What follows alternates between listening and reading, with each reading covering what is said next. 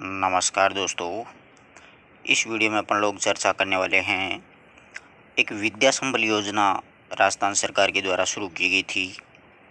तो निदेशालय है माध्यमिक शिक्षा बोर्ड राजस्थान बीकानेर का, वहाँ से ये विज्ञापन जारी हुआ है। तो देखिएगा, विद्या संबल योजना के तहत गेस्ट फैकल्टी के रूप में शिक्षकों को लगाए जाने के संबंध में दिशा निर्देश, यानी कौन कौन इस जॉब को प्राप्त कर सकता है।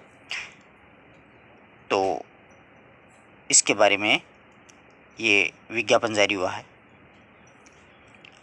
तो इसमें कितने क्या तनख्वाह दी जाएगी, कितने क्या अपने कालांश आएंगे, वो सारी चर्चाएं हैं। तो देखिएगा, विद्या संबल योजना के तहत केवल उन्हीं रिक्त पदों पर गेस्ट फैकल्टी शिक्षकों को लगाया जाएगा जिन पदों हेतु साक्षात्कार प्रक्रिया कम से कम एक बार की गई है तथा उक्त प्रक्रिया से पद नहीं भरे जा सकेंगे, यानी साक्षात्कार जो प्रक्रिया है उसके माध्यम से लगाया जाएगा।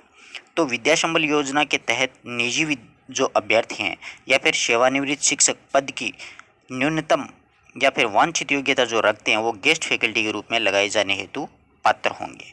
यानी जिन विद्यालयों में शिक्षकों की स्वीकृत जो पद हैं उस हेतु राजस्थान सरकार ने यानी राज्य अधीनस्थ सेवा नियम 2021 में प्रावधान जो भी किया गया है वो इस प्रकार से है। देखिएगा, अगर आप व्याख्याता लगते हो, मान लो व्याख्याता लगते हो जीव विज्ञान के, तो आपको क्या होगी, प्राणी विज्ञान, वनस्पति विज्ञान और जीव प्रौद्योगिकी, इन सभी में क्या है, आपको किसी भी मान्यता प्राप्त विश्वविद्यालय है ना, उसमें अंग्रेजी माध्यम से, मीडियम देख लीजिएगा, अंग्रेजी माध्यम से स्नातकोत्तर या फिर समतुल्य परीक्षा, परंतु उन्होंने उसके समक्ष मतलब स्नातक स्तर में अंग्रेजी माध्यम से वनस्पति विज्ञान और प्राणी विज्ञान का अध्ययन किया है। अगर आपने इंग्लिश मीडियम के माध्यम से ये जीव विज्ञान अगर आपने पढ़ी है, बायोलॉजी, तो ही आप इस पद के लिए योग्य हैं। और अन्य शैक्षणिक जो योग्यता है वो बीएड तो होनी चाहिए, जबकि आप जो बीएससी है ना वो आपको अंग्रेजी माध्यम से होनी चाहिए, साफ साफ शब्दों में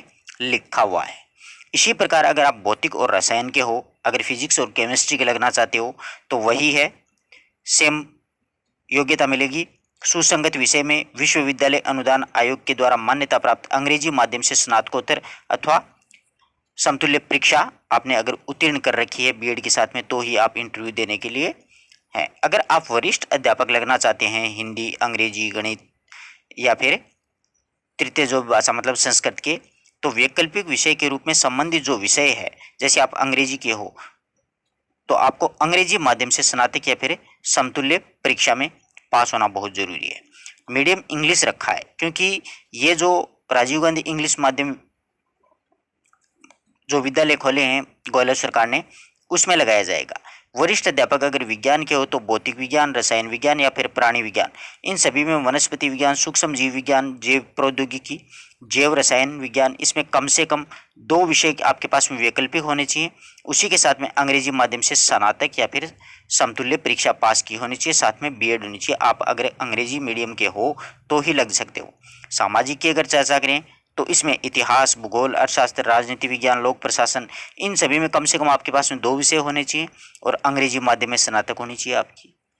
फिर इसी के साथ में अध्यापक लेवल द्वितीय, मतलब ये जो रीट वाला लपड़ा है ना, उसमें कक्षा 1 से 8 तक है, 6 से 8 तक है, 1 से 5 तक है, वो है।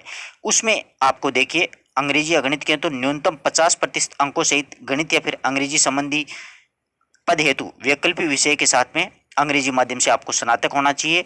इसमें बीएड और इसके साथ में डाइट में डीएड, ये सब होने बहुत ही आवश्यक हैं, यानी मतलब रीट पास होना बहुत जरूरी है। एक इसमें ये भी शर्त लगा रखी है, लेवल प्रथम में आपको 50% अंकों के साथ में 12वीं अंग्रेजी माध्यम से होना बहुत जरूरी है, ठीक है। और शारीरिक शिक्षक अगर हो तो मान्यता प्राप्त बोर्ड से अंग्रेजी माध्यम में सीनियर सेकेंडरी या समतुल्य आपके पास डिग्री होनी चाहिए। पुस्तकालय अध्यक्ष हो तो भी आपके पास में अंग्रेजी माध्यम ही होना जरूरी है, सेकेंडरी तक, सीनियर सेकेंडरी तक, ठीक है। और पुस्तकालय के लिए जो भी कोर्स होता है ना वो आपको करना बहुत जरूरी है, बीलिप वगैरह का। प्रयोगशाला सहायक अगर आप लगना चाहते हो तो ये सारे भौतिक विज्ञान, रसायन विज्ञान, जीव विज्ञान, जैव प्रौद्योगिकी, रसायन विज्ञान, गणित में कम से कम 3 वैकल्पिक विषय के रूप में, लेकिन अंग्रेजी माध्यम से सीनियर सेकेंडरी या समतुल्य होना बहुत आवश्यक है।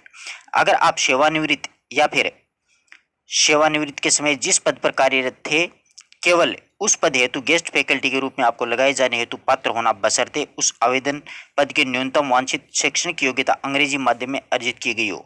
अब नीचे नोट लगा के लिखा कि अध्यापक लेवल प्रथम, लेवल द्वितीय के लिए सेवानिवृत्त जो शिक्षक है ना, उस हेतु रीट परीक्षा की उत्तीर्ण करने की बाध्यता नहीं है। अगर आप बेरोजगार हो तो आपके ऊपर सारी शर्तें लागू होंगी। अब आपको ऊपर पढ़ भी सकते हो, देख लीजिएगा, साफ साफ लिखा है कि आपको मतलब एसटीसी तो करना ही करना है, उसी के साथ में न्यूनतम अंकों के साथ में रीट लेवल प्रथम में परीक्षा उत्तीर्ण की है, जिसकी वैधता की अवधि है वो समाप्त नहीं की गई है। अगर आपकी वैलिडिटी जो रीट की खत्म नहीं हुई है तो आप यहाँ पर पद पे लग सकते हो, लेकिन बशर्ते आपको अंग्रेजी मीडियम में होना बहुत आवश्यक है। इसलिए बेरोजगारों का तो वैसे ही पत्ता साफ हो गया है, घबराने की आवश्यकता ही नहीं है। और जो बुजुर्ग है ना, उसके सारी जो रिटायरमेंट टीचर हैं उनके कोई दिक्कत नहीं है, 65 वर्ष की उम्र तक वो नौकरी कर सकता है। 60 साल तक तो वैसे ही करता है, 5 साल और करवाते हैं उसी से। बेरोजगार को कोई रोजगार नहीं देगा। विभाग में देखिएगा, विभाग में पूर्व में कार्यरत शिक्षकों में जो महात्मा गांधी अंग्रेजी माध्यम जो खुले हैं ना अभी, उसमें अंग्रेजी माध्यम विद्यालयों में साक्षात्कार के माध्यम से पद स्थापन के उपरांत स्वीकृत पदों में से रिक्त पदों पर विद्या संबल योजना के तहत गेस्ट फैकल्टी निजी अभ्यर्थियों या फिर सेवानिवृत्त शिक्षकों की नियुक्ति की जा सकेगी। देख लो, रिटायरमेंट के साथ साथ में निजी अभ्यर्थी जो प्राइवेट टीचर मतलब बेरोजगार विद्यार्थी हैं वो भी लग सकते हैं, परंतु अंग्रेजी वाली शर्त लगा दी तो आई थिंक कोई बेरोजगार ऐसा नहीं है जिसने अभी तक मतलब इंग्लिश मीडियम से किया हो ग्रेजुएशन या फिर 12वीं पास और फिर बीएड की हो, ऐसा अभी तक नहीं है। अपने राजस्थान में ठीक से हिंदी मीडियम ढंग से नहीं चल रही है।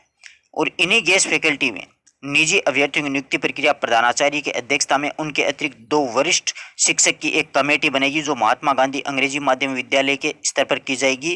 और यदि 2 वरिष्ठ शिक्षक उपलब्ध नहीं होते हैं तो समिति में प्रबंध बीसीईओ जो होता है ना, सीबीओ, वो ब्लॉक के अन्य एमजीजीईएस विद्यालयों में से मतलब महात्मा गांधी इंग्लिश मीडियम जो विद्यालय हैं उनके वरिष्ठ सदस्यों की नियुक्ति करके उनका साक्षात्कार लेंगे अभ्यर्थी का, और फिर बाद में उसको नियुक्ति दी जाएगी।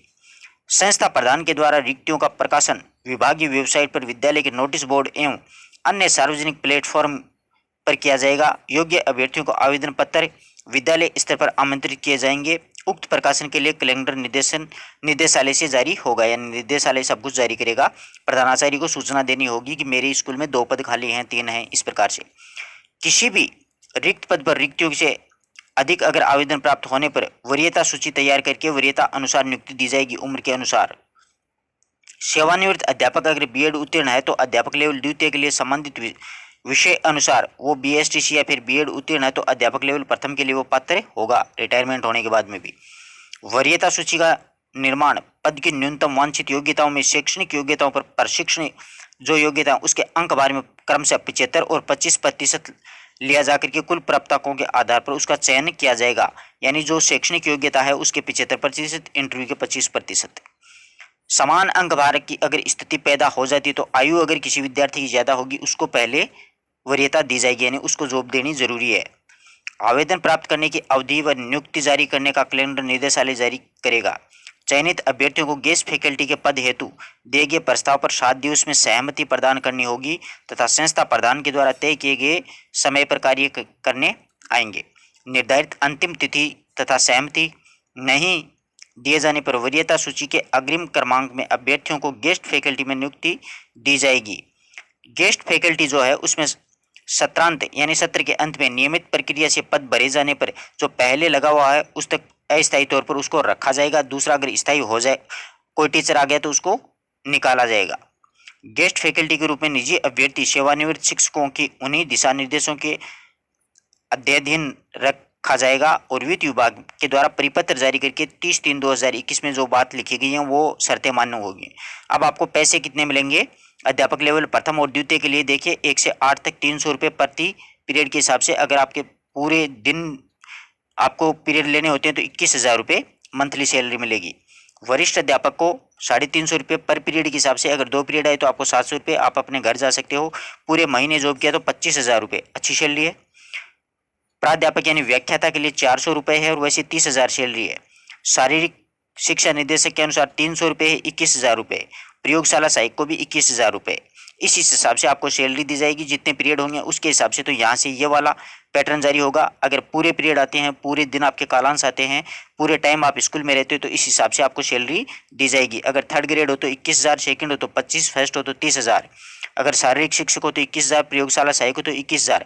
बेरोजगार की तो अच्छी बात है, क्योंकि बेरोजगार आदमी होता है उसको ठीक ही है, इतनी सैलरी मिलती है तो। परंतु उसके साथ में उन्होंने शर्तें वो इंग्लिश मीडियम वाली लगा दी हैं। अब देखो आगे क्या होता है। अब यहाँ पे क्या लिखा है कि गेस्ट फैकल्टी में कार्य का नियमित अवलोकन संस्था प्रधान के द्वारा किया जाएगा और निम्न कार्य कुशलता, दुराचार, अनियमितता, कार्य अनुपस्थिति की दशा एवं समक्ष अधिकारी द्वारा बिना कारण बताए ही गेस्ट फैकल्टी के रूप में नियुक्त कर दिया जाएगा, निर्मुक्त कर दिया जाएगा। यानी वो दुराचार करेगा, टाइम पे नहीं आएगा, पीरियड नहीं लेगा, क्लास नहीं लेगा, तो उसको निकाल दिया जाएगा। प्रिंसिपल के पास में इतना मतलब पावर है। विद्या संबल योजना के तहत गेस्ट फैकल्टी नियुक्ति किए जाने के लिए आवेदन और आदेश जारी करने संबंधित कैलेंडर पृथक से निदेशालय से जारी किया जाएगा और संपूर्ण कार्रवाई व नियमित व प्रभावी प्रबोधन जिला शिक्षा अधिकारी मुख्यालय माध्यमिक शिक्षा के द्वारा किया जाएगा। मतलब जिला शिक्षा जो अधिकारी होगा ना वो करेगा। और कैलेंडर जारी है वो माध्यमिक शिक्षा निदेशालय बीकानेर के द्वारा जारी किया जाएगा। गौरव अग्रवाल IAS अधिकारी हैं। तो आशा करता हूं कि आपको हर एक बात आराम से समझ में आई होगी। किसी प्रकार का कोई आपको डाउट हो तो आप लोग पूछ सकते हैं। और अगर आप चाहते हो कि PDF की बड़ी समस्या रहती है हर विद्यार्थी के, तो टेलीग्राम चैनल का लिंक डिस्क्रिप्शन में है, मैं टेलीग्राम पर डाल दूंगा। आप आराम से धीरे धीरे पढ़ लेना। पढ़ोगे तो नहीं, इसलिए तो मुझे पढ़ना पड़ा पूरी को। वैसे सारी बातें मैंने आपको बतला दी हैं, क्या क्या होना चाहिए, क्या क्या नहीं होना चाहिए, क्या योग्यता होनी चाहिए, कैसे कितने पैसे मिलेंगे। स्पेशल तो पैसे पे ध्यान जाता है ना बेरोजगार का, इसलिए उस पर मैंने खास तौर से जोर दिया था कि आप पैसे को देखो कि आपको मिलेगा कितना। धन्यवाद दोस्तों। टेलीग्राम चैनल ज्वाइन कर लेना, उसमें आपको PDF मिल जाएगी।